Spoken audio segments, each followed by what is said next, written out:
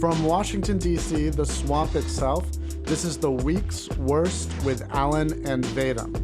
I'm Dr. Stephen J. Allen, Vice President and Chief Investigative Officer of the Capitol Research Center.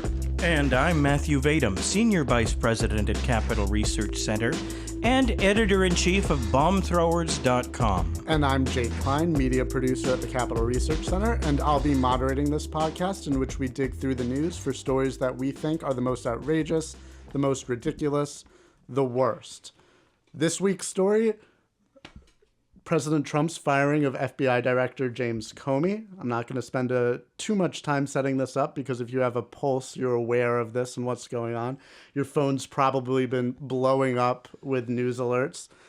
So let's just jump straight into this. We have a very selective audience here, I mean, because the fact is probably most people in the country don't know that much what we're talking about. And obviously the people who listen to our podcast. Comey? Did you say Bill Comey or was it Jacob Comey? Wasn't he a comedian? I don't know. Yeah, anyway, go ahead. I don't know. Who is this person?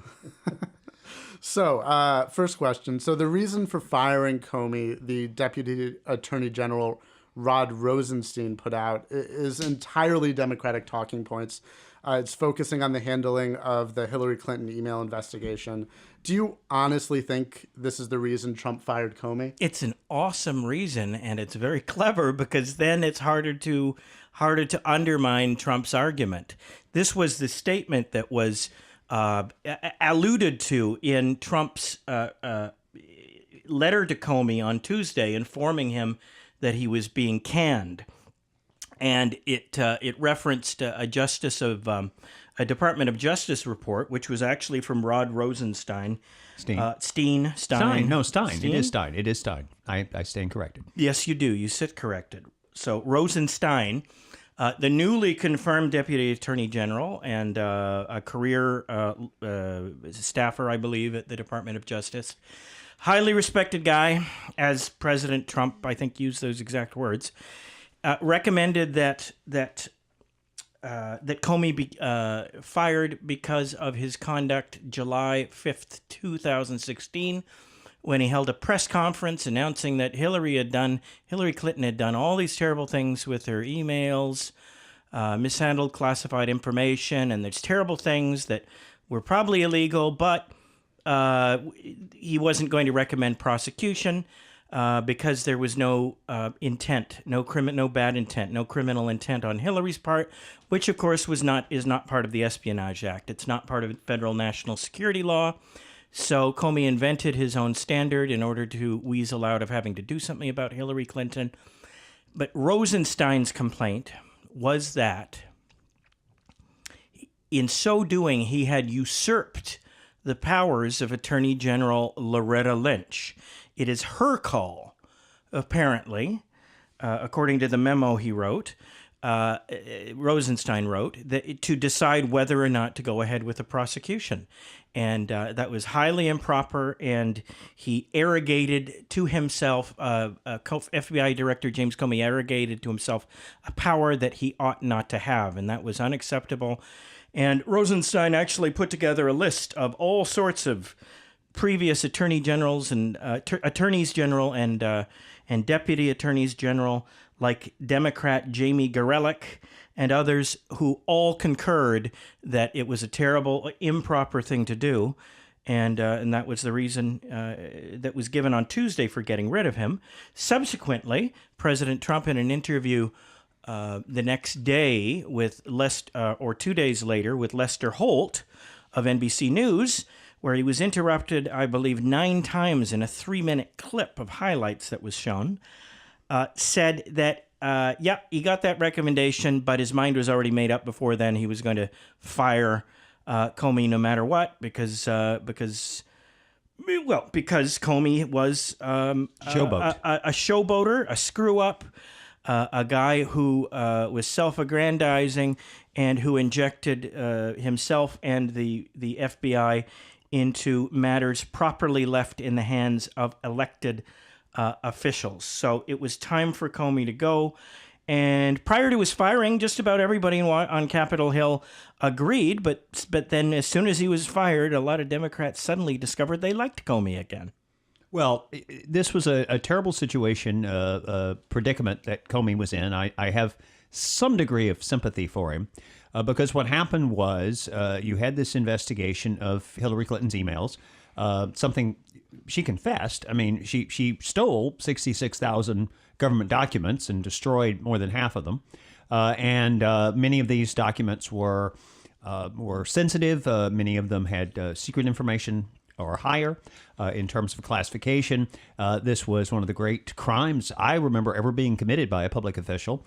She put this information on her private server, so this is not an accident. This is not where somebody who didn't understand how email worked, accidentally forwarded it to some place. The intent was clear from the fact that she created her own email server. How many people do that? Intent in this case, it's like being a drunk driver and you run into a minivan and you kill a family, and then you say, well, I didn't intend to kill a family. Well, no, but you did intend to get drunk. There is no requirement for specific intent that, for example, she wanted the Russians to hack into these emails, which they probably did, or the Iranians or the Chinese, all of which probably happened. She didn't have to intend for that to happen. All she had to do was divert these government documents. And I've described this rather in the past as being like pulling up a truck to the front door of the State Department and taking all the boxes out, putting them in the truck and driving away with them. And that's what she did. These were documents that were supposed to be kept in the government system so they could be available to other government officials, to Congress under proper situations, to the courts, to reporters filing FOIA requests or other citizens filing FOIA requests, to members of the Obama administration. So she stole all these things. Everybody knows it. Now, Comey then, quote, clears her. How did he get in this situation? Well, he got in the situation because Bill Clinton had a secret meeting, which was revealed by one reporter for a TV station who happened to find out about this and got a camera nearby and picked up on it. And the Secret Service kept him as far away as possible from the action, by the way. Right, with the Attorney General of the United States, while she's deciding whether to prosecute his wife, which would presumably remove her as the Democratic nominee for president of the United States. And so you have the former president who is responsible for her career. He appointed her to her first big job, is meeting with her. And of course, then they came out with a hilarious story about they're talking about their grandchildren playing soccer or whatever it was. Who cares? Because it's absurd. And it would have been totally improper under any circumstances, even if they had been talking about their grandchildren playing soccer. And then then she recused herself, not from the investigation and not from the final decision, but she basically said, I'll take whatever recommendation the FBI makes. And then that put Comey in the position where it was all on him. And he's a person who shouldn't be around decisions like that just because of his position. He should be shielded from that because he's not supposed to be involved in politics. And this would be, to some degree, deciding the presidential election. So he comes out and he says, yeah, she's guilty, but we can't prosecute. And a lot of us interpreted that as him saying, yeah, I'm sorry, but there are two standards of justice, and the Clintons are on the good side of that, so they don't get prosecuted. That's how some of us interpreted it, but you could interpret it different ways. Of course, the people on the left interpreted that as she's been cleared, which is absurd given that she confessed. But in any event, so that's the thing that the Rosenstein report was about. And here's a person who was appointed to office by George W. Bush as U.S. Attorney in Maryland, but was one of three out of 93 U.S. attorneys who were reappointed by President Obama. And obviously with the support of the two liberal Democratic senators from the state of Maryland, who later, when he was up for the current job, they appeared at his hearing and threw their support to him, as did Chuck Schumer said nice things about him. He was confirmed 94-0. And this is in the distant past of April 25th, 2017, that he was considered so moral, so ethical, such a high-quality individual that he was confirmed by the U.S. Senate to his position 94-0. Now he's part of this master conspiracy by the Trump administration to cover up Russia when Trump is a Russian spy. Oh, and the new person in the FBI who's risen up and is going to be overseeing this investigation, it's that guy McCabe. Remember him? He was the person whose wife received $700,000 for her state legislative campaign in Virginia, controlled by Terry McAuliffe. Terry McAuliffe being, among elected officials, the #1 lieutenant of Hillary Clinton. So this is a guy who's married to someone who got $700,000 from the Hillary people in her recent state Senate race. And if anything, it's the people on my side who should be concerned about it. But no, he's part of the great conspiracy as well, apparently. Okay, well, let's just jump in on that, because it's been noted by some, even though the FBI has vowed to keep up the Russian collusion investigation, this firing still sort of serves as an implicit message to FBI employees that their jobs are not safe if they act against the president, and that this could compromise the investigation, even if the new acting FBI director still is saying, he's going to carry it out with integrity. So how can we? So trust is it all that there will still be a fair 36,000 investigation? Is it all 36,000 folks at the FBI who are in on this thing, who are frightened by? I mean, this is absurd. If somehow the Trump administration were involved in actually interfering with the real investigation, then people might have a case. But first of all, there's no. This is a silly investigation. There's been no evidence. It's been 9 months. Nobody's come up with anything. What, Steve, let me stop you there, because that's what investigation is for. Nobody's getting charged here yet. It's just an investigation at this stage. Actually, typically in Washington, an investigation is to shut people up. I can give you example after example, and I worked for organizations that were, quote, under investigation by the FBI or the IRS, and these were things ordered, for example, in the 1990s by the Clinton administration, and the FBI people or the IRS people, and I've had conversations with them over this, were told, oh, we don't want you to finish this investigation. And, keep going. And they kept going, and they kept going year after year. And sometimes the New York Times would call me and they'd say, well, isn't your senior citizens organization that you work with, aren't they under investigation by the IRS? And I would say, it's interesting that you should say that, because no one here has had any contact with the IRS in this regard in years, and yet the media keep reporting we're under investigation. Why? Because the whole point is to keep you under investigation so that you're always referred to that way in the media. And that's what this Russia thing is. Happened with me with regard to Newt Gingrich. I worked for an organization that was associated with Newt Gingrich, later worked for him in his campaign. And there was an IRS investigation of Newt Gingrich, and the IRS actually had a report which had to be leaked because they were under orders not to release it, that said that Newt was completely innocent in the matter they were investigating. But they hung it over his head because it discredited him. Mitt Romney actually used it in the campaign, even though Newt was completely exonerated. Why? Because there was all these news clips, all these news stories about Newt Gingrich under investigation, and people thought, well, there's smoke, there's fire. That's all this Russia thing is. The people who look at this know that there was a phony opposition research report that was dug up by people who were working for first Trump's Republican opponents and then the Democrats. This was used as the basis for an investigation where people were in the government were spying on the Trump campaign, and this is not a matter of controversy. We know that Susan Rice and others unmasked the identity of people who were picked up in so-called incidental surveillance, but of course, that's how you spy on people today. The government sucks up everything and then goes through and picks out what they need and throws the rest back. And the unmasking is when you're spying on people. And so we know that happened. And the justification was these phony opposition research reports. So where's the Russia connection? I mean, Carter Page, my goodness, guy who used to be the vice president of the Merrill Lynch's Moscow office. Oh my gosh, he had contacts with the Russians.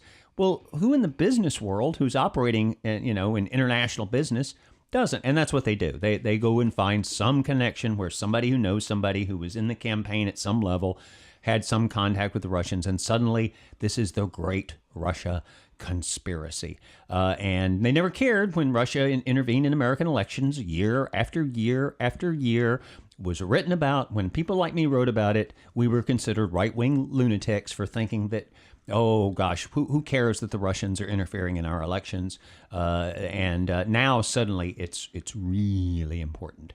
And this is how Washington works. And people need to, there should be a sell-by date on this investigation, because otherwise their intention is to keep it going and going and going and always say, well, you don't know what you might find if you just keep investigating. So I agree with you completely that investigations can be used to shut people up, but this investigation's only been going for a couple months. It's been going for a lot shorter than the Hillary Clinton email investigation went on. Wait, no. Donald Trump, I wrote about the day when, during the Democratic convention last summer, Trump sort of tried to get attention away from the Democratic convention, so he holds a press conference. He demands that Hillary release her emails, that, if they're still in existence. And then he sort of jokingly adds at the end, well, the Russians probably have these, which they probably do. And the Russian probably, they should release them. So he's saying the Russians should give back their stolen property. This was written in hundreds of news articles as Donald Trump calls on the Russians to spy on Hillary Clinton. Katie Tour from NBC is actually the first person who put out that story, but it quickly spread, metastasized. James Taranto at the Wall Street Journal, he dug up another 100 or so, I think, references to in the media to how Trump is calling on the Russians to spy. I think one of the references was, that's the equivalent of calling on the Russians to send tanks down Broadway in New York. And he never said it. It was nothing. And that's when it started. This whole thing started then, as far as the people were trying to say that because Trump was for NATO the countries living up to their treaty obligations, and if they didn't, then maybe we should reconsider NATO, which is a perfectly reasonable thing I've been writing about for 30 years, that therefore he's a Russian spy, and that's where we got to this point. Steve, I agree with everything you just said, but that's a complete tangent to what we're talking about here. Number one, the first thing that was in the letter from Trump firing Comey was that Comey had apparently told Trump 3 times that he was not personally under investigation. Which Comey has not refuted. Under investigation. Comey has had plenty of time to refute, and he hasn't refuted it. So. Yeah, and nobody's talking here about the sort of overall view in society about Russia. We're talking about the mechanics of the investigation now. I mean, it seems like rule number 1 in a transparent, non-corrupt, democratic society, you don't fire the person who's leading the investigation against you, regardless of whether the investigation he's the head of the FBI. Is going to lead to anything. Actually, he was the head of the FBI. He's not the guy doing the investigation.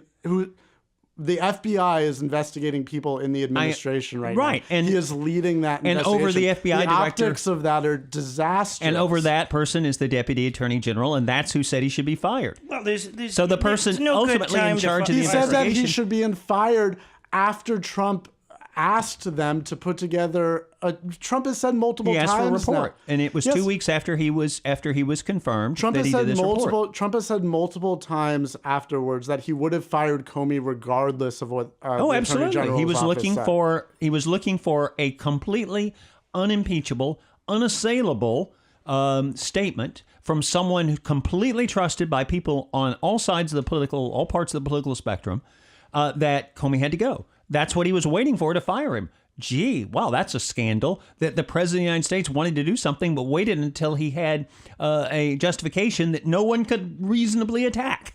And that's what he said. That's what apparently the evidence supports. And the idea that you think Comey's running around like with a magnifying glass looking for clues, I mean, is this like, one of those kid shows about a detective where you're going around trying to find that little piece of evidence? I mean, that's ridiculous. Trump would have taken a heat no matter when he fired Comey. Ideally, sure. He should have given him notice during the transition period or canned him right at the beginning of his term, but he didn't. And I can understand a new president who's never held elected office before hesitating to do that, wanting to get expert counsel and putting it on the back burner. I think it makes sense on a certain level. And as I said, any time he fired him, he would have come under immediate assault anyway. But the thing is, he was coming under assault from Republicans and from some Democrats for not firing Comey. They were anxious to get rid of Comey when back in the fall, when he on October the 28th, I think it was, sent a letter to congressional committees saying that he'd uncovered new emails in the Hillary Clinton saga, and that he could be reopening the case. And Hillary Clinton and other Democrats still to this day blame Comey for causing Hillary to lose the election. The election took place, a week and a half or so after that. So there was really no good time to fire Comey. And, he's gonna be blasted for it no matter what. He's damned if he does, damned if he didn't. I think there would have been a very good time to fire Comey, which is after this investigation was concluded. And let's be clear about it will never be concluded until it gets the result. Comey's just an endless troublemaker, and he just is always dragging things out and trying to please people. And the guy's got a Christ complex, okay? He thinks that he's a savior of America. And he said so a few days ago, not exactly in those words. He said that I tried my best and I suffered. And I think he said, Lordy, how much has been thrown at me since I took this stand. But, I'm happy to do it in order to protect the American people. So this is a guy with a very strange set of priorities who really has no business running the FBI. He also terrified, this is something that I hadn't really thought about very much, on Tucker Carlson's show a few nights ago. He said this is some guy that lawmakers were terrified of, that Republicans and Democrats alike during commercial breaks on Tucker Carlson tonight would confide in Tucker Carlson that they refused to criticize Comey on air because he could hurt them. And this is not, that's why they wouldn't say it on air. They wouldn't say it on the record. This is not the kind of power that an unelected bureaucrat should have, was Tucker Carlson's point. And I'm inclined to agree. This guy was a menace, and he was out of control, and he had to be fired. And it's a shame that Donald Trump took so long to do it. But I'm glad that he did, and I suspect Dr. Allen is as well. Yeah, there's a historical context. Remember, J. Edgar Hoover was head of the FBI for something around a half a century, and he was able to do that because he had blackmail files on everybody, and he could use those to protect a president. When JFK was sleeping with an East German agent named Romesh, and this was reported, by the way, by that right-winger George Stephanopoulos and many others, then J. Edgar Hoover's files were used to get the Republicans to shut up about it and not talk about it with the 1964 election coming forward. And I think sleeping with an enemy spy when you're the family values candidate probably would not have gone well for JFK, and yet they managed to shut the whole thing up. And remember, one of the things I love this is what they had Woodward and Bernstein speak at the White House Correspondents' Dinner. Of course, the clear implication is you can be the next Woodward and Bernstein if you bring down Trump, like we brought down Nixon. Was that at the failed White House Correspondents' Dinner that Trump boycotted? Yeah, where Trump went out and spoke with regular people in Pennsylvania. But the interesting thing is, of course, one of the reasons we now know that they kept the identity of Deep Throat secret, the person who provided them with the inside information that they used to bring down Nixon, is that it was Mark Felt. It was W. Mark Felt, who was J. Edgar Hoover's assistant, the guy who had been written up in Time magazine when J. Edgar Hoover was still alive as the person most likely to inherit the blackmail files. And we now know, if you look back at it in that perspective, you see Nixon was actually trying to clean up the FBI. He did not appoint a Hoover person to replace Hoover when Hoover died, partly because he was trying to clean the place up. And this was the revenge of the Hoover people, who the lefties hated. There's probably no person, before Donald Trump that they hated as much as they hated J. Edgar Hoover. But boy, they were sure happy to join with the Hoover people to bring down Nixon when it served their purpose. And that's what's happening now. Comey was hated by the left, by the Democrats. Harry Reid, the top elected Democrat in America at the time, called for him to resign. His behavior was described as appalling by Chuck Schumer, who's now the top elected Democrat in America. And 40, I think he had an approval rating among Democrats. It was like 13%, with 41% disapproving. So this is someone that the Democrats wanted to get rid of, but then Trump does it. But of course, it has to fit the conspiracy theory. So we immediately flip.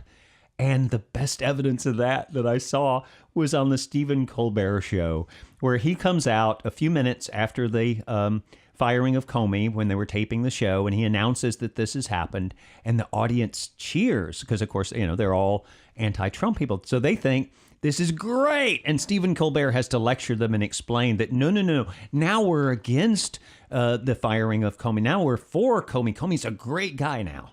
Steve, that's not what the Democratic comms about Comey have been. This is not what they're not saying now. We think Comey is so great. We always thought Comey was so great. We wanted Comey to run the FBI forever. What they're saying is it is suspicious that he was fired like this because FBI directors are so rarely fired. It happened once before when there was a clear ethical lapse about using FBI resources for Sessions personal under gain. Clinton? No. Well, anyway, we can talk about that some other time. Yeah, but anyway, their comms is not "we loved Comey." It's this timing is suspicious given the Russian investigation. And by the way, there's a lot of bipartisan support for that. That's not just Democratic comms. We've seen a lot of Republicans come on board with that too, including Ben Sasse of Nebraska, who was never believe. Trumper. Perhaps, but he's certainly a very hardcore, I think, agreeable to all of us conservative. Right. He's so conservative, never Trump. And then even There's people in nothing the wrong with House that. Freedom I'm just saying. Caucus, Representative Amash, who I guess was probably also a never Trumper. I'm not positive, but this is bipartisan. What we have right now. I couldn't care less whether two people on both sides of the establishment in Washington agree on something. That doesn't mean anything to me. Amash and Sasse are and not by the way, I do. establishment. Look. There is a baseless investigation going on. There's no reason to have this investigation that's been put forth publicly. There was a non-classified report that supposedly showed all this terrible stuff about the Russians. We've discussed it before. The Russians didn't do anything that they hadn't done in every election that countries all the time don't do. And then they're trying somehow to tie this to Trump based on collusion, when the main stories of collusion that we've heard have been completely discredited. Are they really saying that he did that thing in the hotel room with the prostitutes and got blackmailed, that he's a Russian spy? I mean, own up to your story. If that's what you believe, then come out and say it. Don't just sort of vaguely hint that there's something going on without saying what it is you're actually alleging. And when you look at what they're actually alleging, it's kind of nuts. I mean, this is like, look, we had the birther thing. And it was a very small number of people. I was editor of the Tea Party's magazine. I never had a serious discussion ever with anyone that the birther story was true. And in fact, it was only conservatives who bothered to look and see that Barack Obama was born in the United States, because the lefties, my theory, and I think it's reasonable, is they didn't want to find out that he wasn't. They didn't want to find out it was true, so they didn't bother to investigate. Imagine if the Republican Party's entire program in the first months of the Obama administration had been trying to uncover the birther scandal. That's where we are. And the question for me, I'm looking at this and going, can the Democratic Party, they've had, in 3 of the last 4 elections, they've had their worst elections in history. Can they survive this kind of thing? I agree with you that there has not been sufficient evidence for the Russian collusion allegations. I've been on this podcast multiple episodes agreeing with you, but I have to disagree when it comes to the idea of an investigation and, doing something that could be potentially damaging to fulfilling the completion of that investigation. Not to say it won't be continued under the new FBI direction, because obviously it will. But let's move on to other areas of this story. So it's being reported that Trump had asked Comey for his loyalty in a dinner meeting. And is that like how the Deputy Attorney General threatened to resign, which turned out to be a fake story? Or are they asking for more money for the investigation? Well, kind of like swearing personal loyalty to the Führer, isn't it? Okay, but our listeners might not have heard this whole report, so let me get the question out. Okay, speak about the ridiculous, discredited report. So it's being reported that Trump had asked Comey for his loyalty, and Comey would only offer his honesty.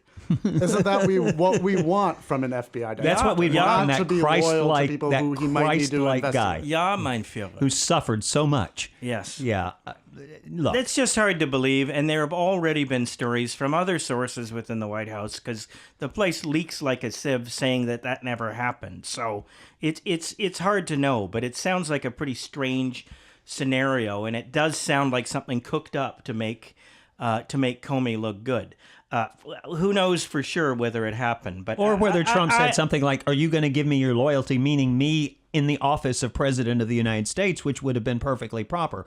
We don't know. I mean, sometimes people take something in a conversation and they interpret it the way they want to interpret it. So who knows? He could have just said, "Are you going to do a good job for me?"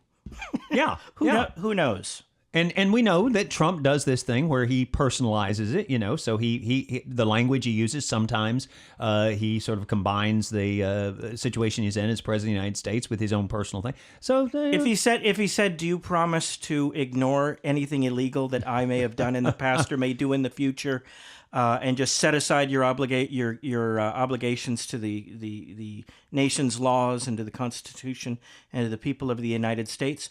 Maybe that would be different, but I don't think anybody's saying he said that. And flip this around. You know how the Clinton people operate and others who are basically organized crime. They don't say it out directly. They never know that, there might be a tape under that, tape recorder under that chair. So they'll always put it in terms. Anybody who's seen The Godfather knows there's a coded language that you use, like you're going to drop this investigation, right? It's like Congressman Jack Murtha during the Abscam scandal. They have the videotapes of him just sort of dancing around the question of whether he wanted to take the money. Well, what is that money doing sitting there?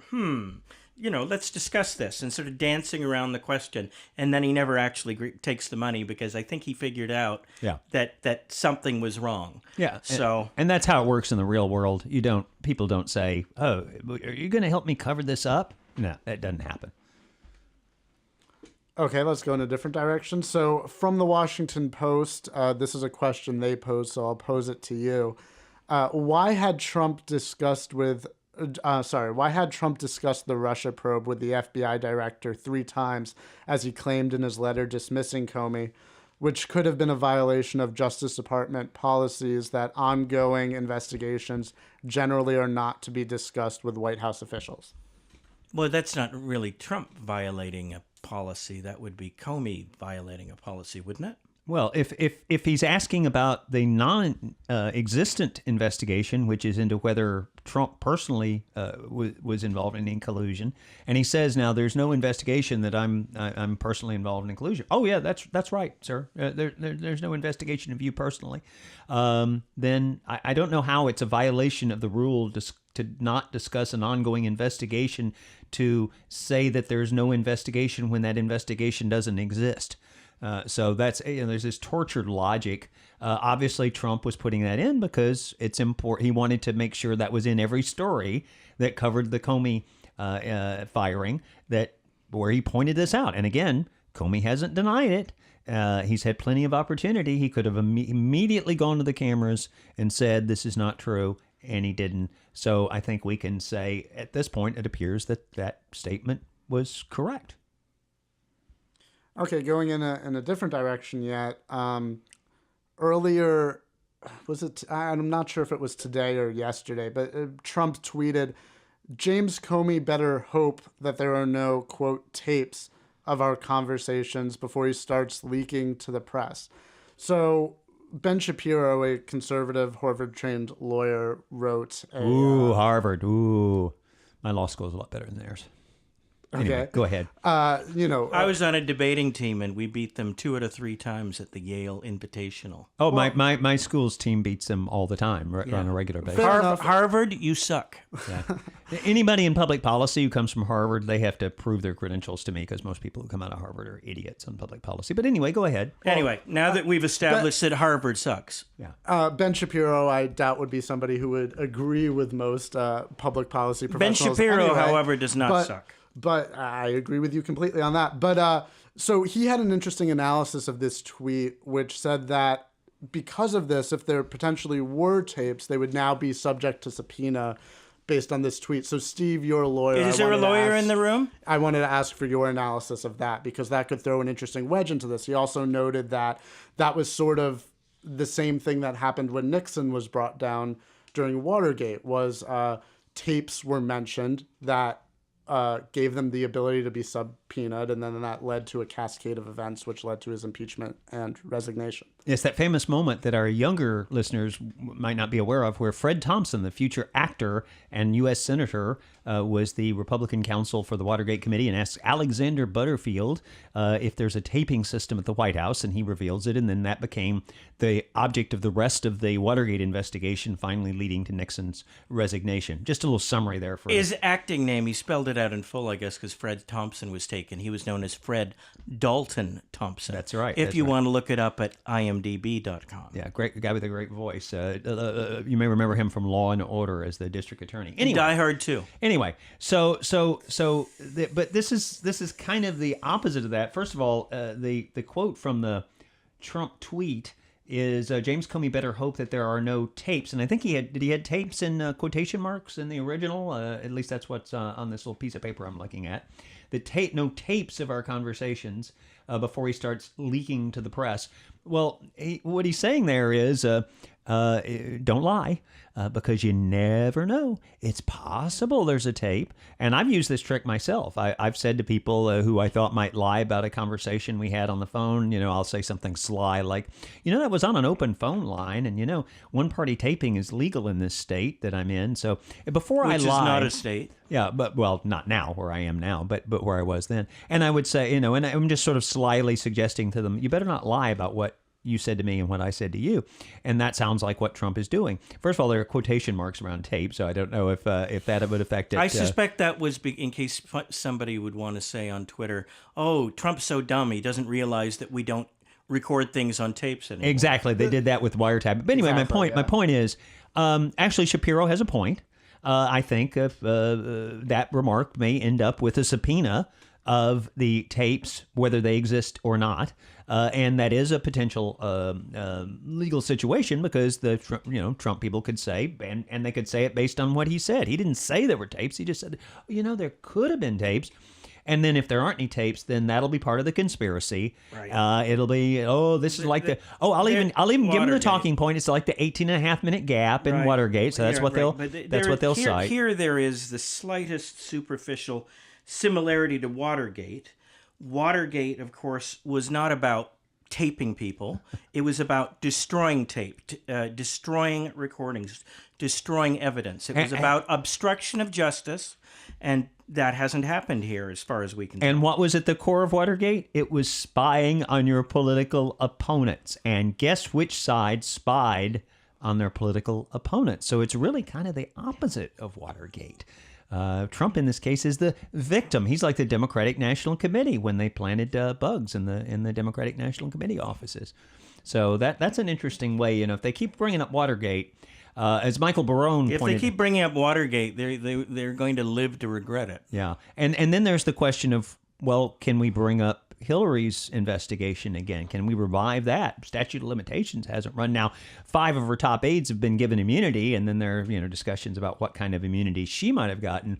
But there's still a possibility. And by the way, I'm not a lock her up person in this sense. I think it's important to lock her up if you need that to prove that there are not two systems of justice in this country. But I've said all along, if she's willing, anything she's willing to confess to, so we can make sure it never happens again, I'm willing to give her a pardon to have the president give her a pardon, because I don't think it's a good idea necessarily to lock up the person who ran for president, and that is maybe a bad idea, but only if she comes clean.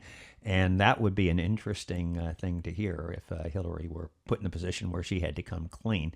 But anyway, the point is, this is, as Michael Barone pointed out, Watergate is as far in the past to people today as the stock market crash of 1929 was to the people when Watergate happened. So they're going to try to spin Watergate based on the idea that people have no idea what it was. I was there. I actually won an award for a report I did on Watergate. That's how old I am. I was a teenager, but I won an award. And they're gonna count on people not knowing what Watergate was about, and they're going to feed them a story and say this is like Watergate. And of course, the people on the left, it's going to keep them going. They're getting excited. Wow, this is a chance. We might get Trump impeached. Of course, you'd end up with Pence as president, but I guess they could have him impeached. I wouldn't think that would be so bad. I think I might quite enjoy that. Okay, so last question. So where do we go from here? Obviously, this is still a developing story, but who do you think should replace Comey at the FBI if you don't have specific names? I mean, what type of person should they be looking for? And I think I know your answer to this, but what should be done about the Russia investigation now, in your view? They should pick somebody good.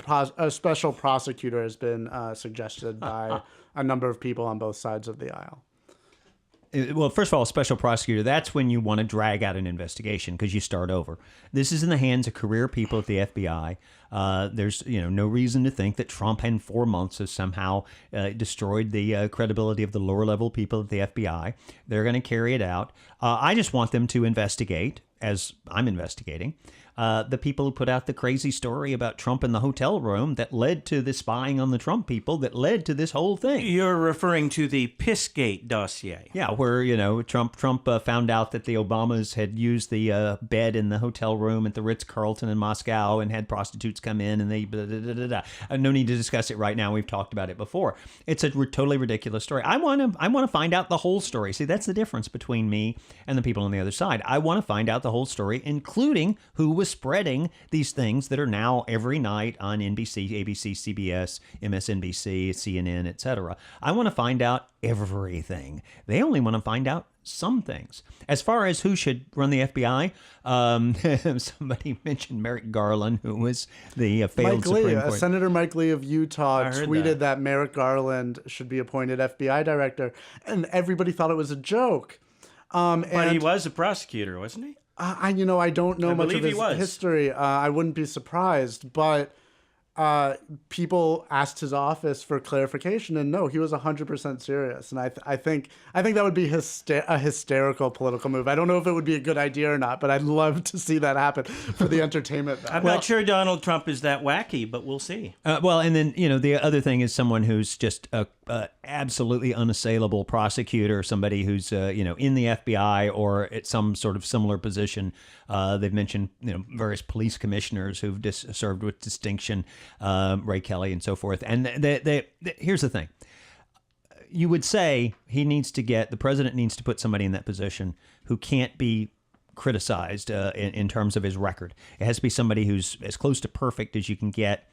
Problem is, that's what he did with Rosenstein. That's what we did with Andrew McCabe, being in the acting position there.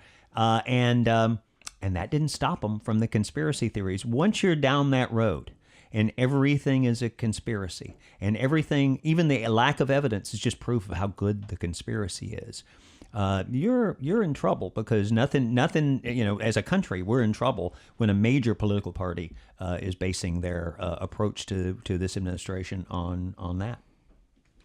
All right, that's our show for this week. We'll be back next week, and we hope you'll join us. If you're not already, please subscribe to this podcast on iTunes and Stitcher, and follow us on social media at Capital Research Center on Facebook and YouTube, and at Capital Research on Twitter. I'm Dr. Stephen J. Allen. And I'm Matthew Vadum. And I'm Jake Klein. Thanks for listening.